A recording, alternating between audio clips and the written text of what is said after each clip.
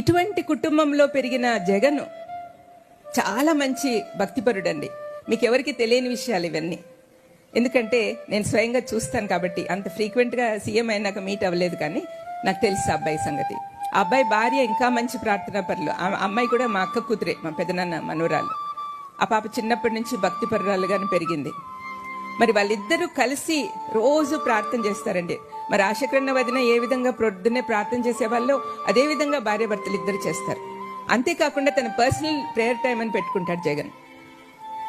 మరి ఇటువంటి వ్యక్తికి ఇప్పుడు శత్రువులందరూ ఒక్కటయ్యి ఆయన దించేయాలని ప్రయత్నం చేస్తున్నారని విన్నప్పుడు నేను అనుకున్నా, నన్ను అందరూ కూడా ఎంకరేజ్ చేశారు.